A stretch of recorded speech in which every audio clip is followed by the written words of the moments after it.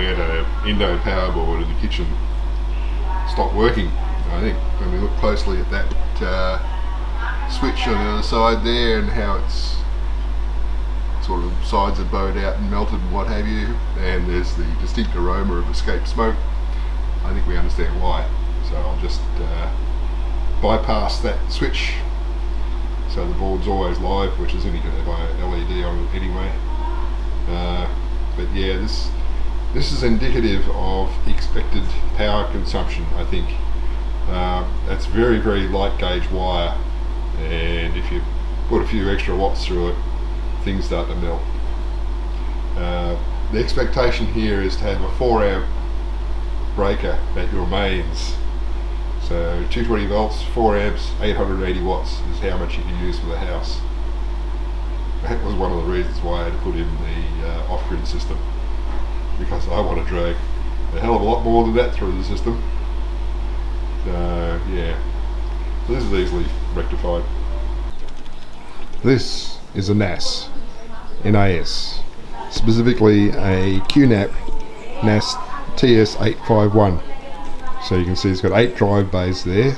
Each of those has a 3 terabyte drive in it. So in theory that's 3/8, 24 terabytes of storage, but I have them set up in a RAID 6 array, which means that you lose 2 drives worth of capacity because it actually had redundancy information spread across all the disks, so that any 2 of them can fail and you lose no data. That's fine, unless the NAS itself fails. And I was aware of that, so I actually bought another NAS, a NAS QNAP TS863, so many years later generation model, but only 6 drives bays in it. But I put in 8 terabyte drives because that was a sweet spot on pricing for drive sizes, and mirrored this one to it.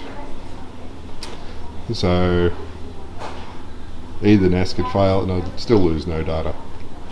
So eventually this one failed, which wasn't great. Since then, the other NAS has decided it can no longer see one of its 6 drive bays. So I'm still okay in that I have 5 drives remaining, and one of them, well, again the redundancy information is smeared across all the drives. So I said with RAID 6 you can afford to lose 2 drives. Well, I've lost 1 on the other system, so I can still have 1 more drive fail and I'll be okay. But I'd like to have some redundancy again in case the NAS itself fails. So I'm looking to buy another NAS, an 8 bay NAS, so that I can reuse these perfectly good 3 terabyte drives in it. But that's not so easy here in Indonesia. I had one attempt where I was going to buy one online from Lazada. They accepted my payment because they said, yeah, we got stock that showed that on their webpage. They accepted my payment. I arranged delivery to my lawyer's offices in Jakarta because we were going to be meeting up with them in Pandeglang in the following week, and they could have brought it with them. But a couple of days before it was due to be delivered, they got a phone call saying, the vendor's cancelled the order, no stock. 4 days later, the payment was processed through my Visa card, and I was charged $60 for an international transaction fee. And 3 days after that, the refund came through. So I'm still out the $60. Not impressed. Looking to find a different way of getting one currently. I got a nephew who might be able to handle that for me. But in the meantime, I thought, well, this one's not completely dead, but it's not actually working either. So in my days as a hardware technician, one of the things you did was you took things apart and put them together again, because that reseated all the connections, and sometimes things came good. So I'm going to give that a go here. I just realised I didn't explain network attached storage. That means that all of your computers on the network can see this as a network storage device, and you can map drives to the shares on this. And I do that with all my machines on the basis that you have just the operating system and minimal stuff locally, and everything that you find significant you store on the NAS storage, which means you can access it from any PC, and it's got all this redundancy built in. So they're quite a useful thing for small offices and home offices and computer nerds like me. In big computing environments, they actually have a thing called a SAN instead of a NAS, which is much bigger scale. And this has terabytes of storage, those have multiple petabytes. But yeah, back to taking the skin off. Okay, I took the skin off and I reseated that cable, that cable, that cable, that cable, that cable, and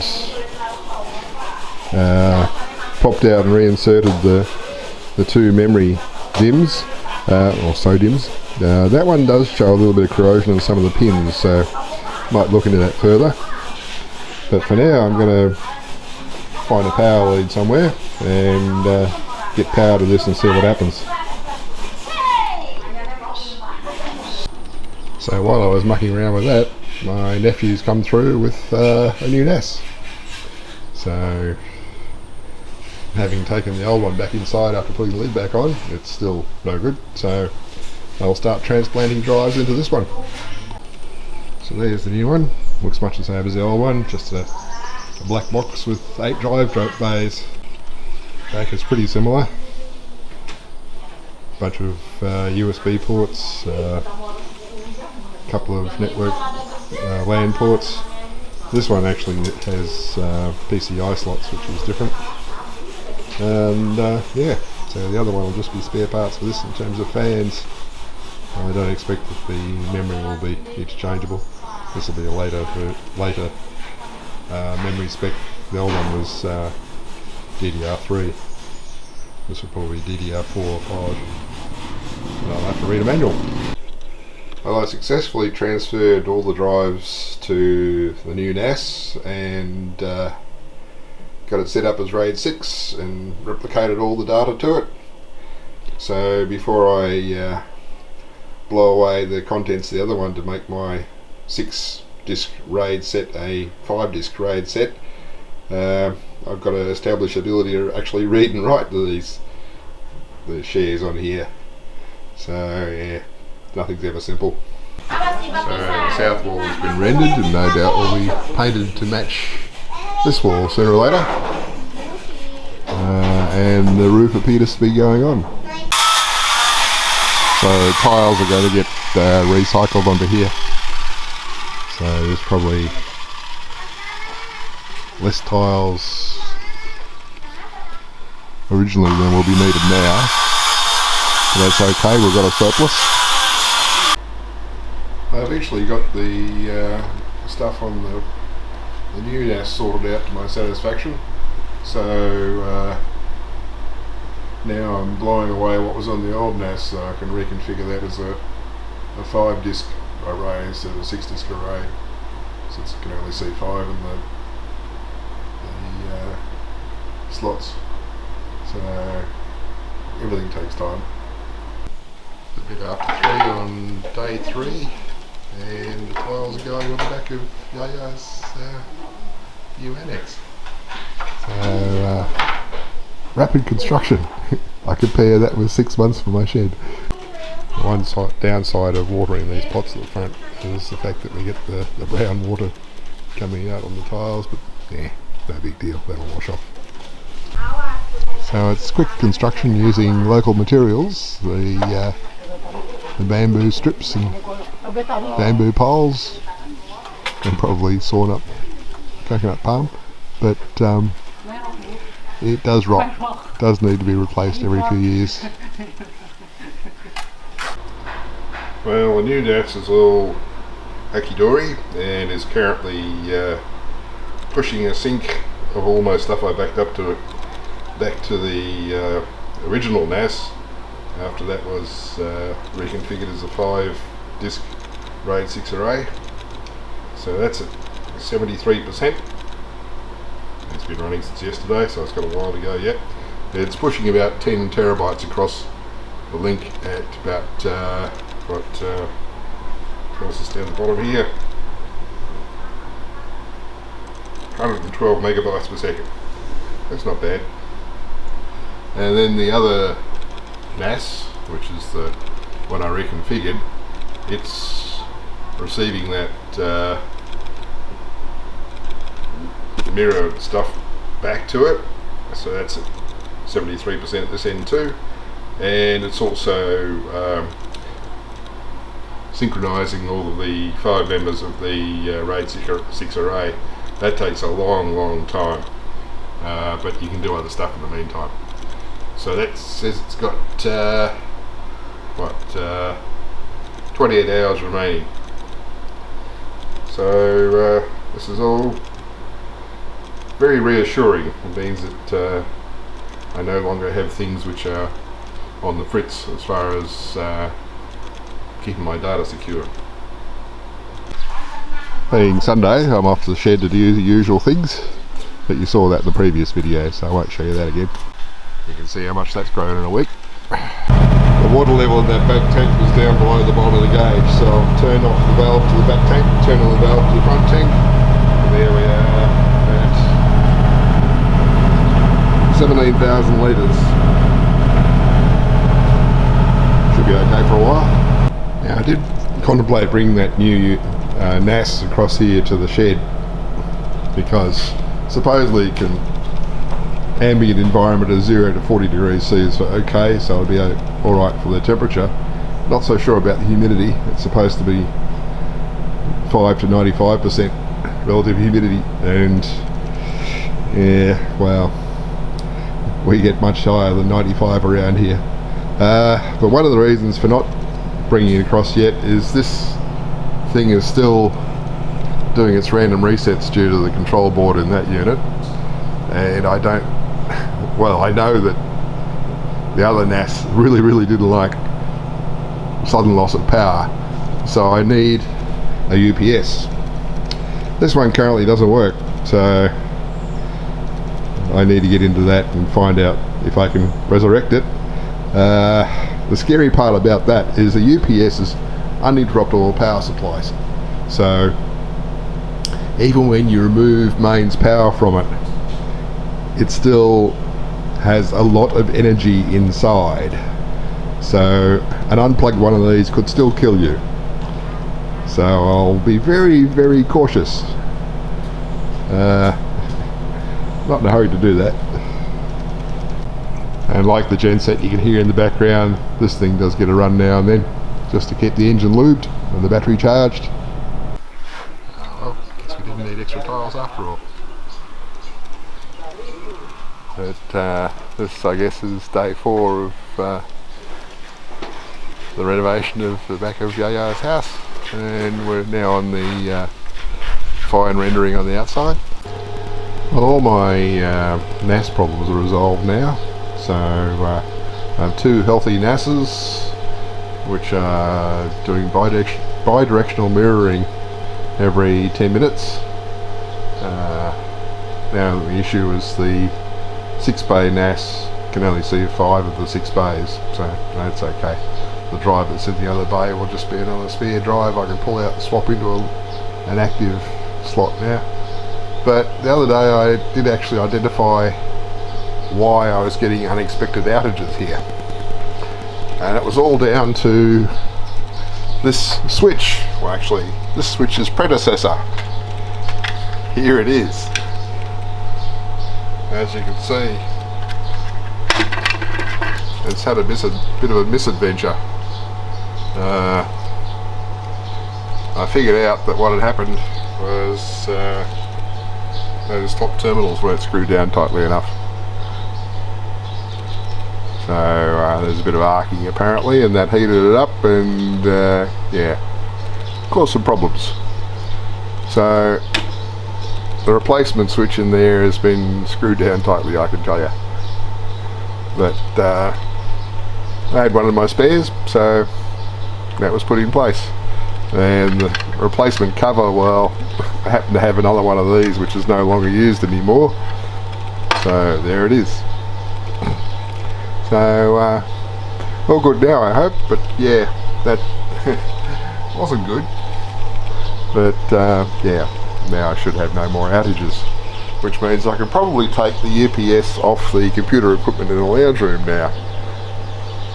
But I'll leave it for now. I'll give this a week or so just to confirm that I don't get too much heat in here and cause an issue. It wasn't because there was too much current going through the wires, because those are 6mm square cross-section wires, and it was a 100 amp breaker. Well, I've swapped it out for a 63 amp switch because I figured out that that's 15 kilowatts capacity, and the inverter can only put out 7.5 kilowatts, so it won't be a problem with the capacity of the switch. And the wires, yeah, well, they should be good to 7.5 kilowatts easily. So yeah, that one's sorted, and my NASs are sorted. There's just more rendering going on in Yaya's house for now, and tiling is getting underway because delivery of tiles arrived. So that'll be a bit noisy when he gets the angle grinder going. And they might want to look at that ridge cap up there, seems to have blown over the side of it. At present I'm pumping water via the garden circuit into the front tank from the back tank. The idea is to dump as much water out of the, or recover as much water as possible out of the back tank into the front tank before dumping the remainder out of the back tank. Don't want to lose any more than we have to, but the idea is to get the back tank dry so that Danny can have a go at resolving these leaks on the inside, since the outside hasn't worked. So you can hear the pressure accumulator is doing what it's supposed to do. The pump can pump the water much faster than it can flow through the hose. So it pumps and builds up pressure in that accumulator, air pressure, and some water, and that causes a continual flow through the hose.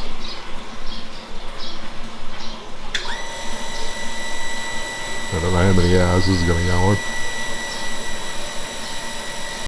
Meantime, I can work inside here because that Wi-Fi access point up in the corner up there,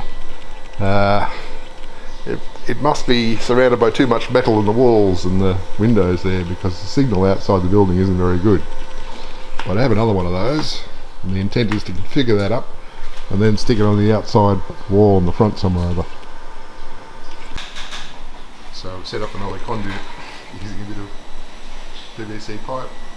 So the one that originally went up and across and up for the off-grid system, that comes down that pipe as well now into the interface. And there's one for the camera and one to go to that little thing there, which is the power injector for the Wi-Fi access point, which is hanging down outside currently on the end of that cable. So I just need to put some more ends on the cables that come down over this side. Well, this has tidied things up a little bit. I no longer have the cable for that camera trailing across the top of all this stuff. It goes up there and down the conduit now.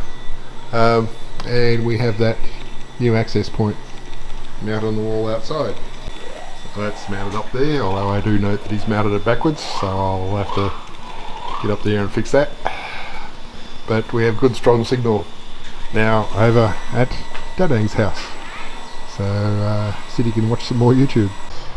Having pulled my two prepared cables across the other end there, I just had to cut them off to length and put connectors on this end, knowing that the far end was good. So that's a lesson for me that I should have learnt long ago. That way you have one known good end to start with, instead of having to cut a piece of UTP cable, put a connector on each end, find it doesn't work, and say, okay, which end did I screw up? So yeah, this is something that I will do in future. So I just got to put an end on that one now and test it. That one's been tested. It's all good. There we go. Another end successfully fitted. Job's right. But my poor old crimping tools suffered a bit in the climate in back on. Oh, hang on, get some focus on that. Yeah. Never used to have rust in Melbourne. Oh well. Everything here corrodes, it seems. And at the back of Yaya's house, we don't have chicken prints, but we've certainly got cat prints on the concrete. And this wall has had a coat of something white. And the inside's had a coat of something white and been tiled. Looks like they fixed up that bit of the ridge cap I noticed the other day. So that's good.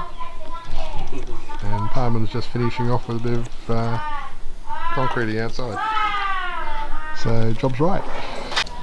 Well, yesterday we ran all we could out of the back tank into the front tank via the pump, and we switched off the back tank and switched over to the front tank, so now water is still available.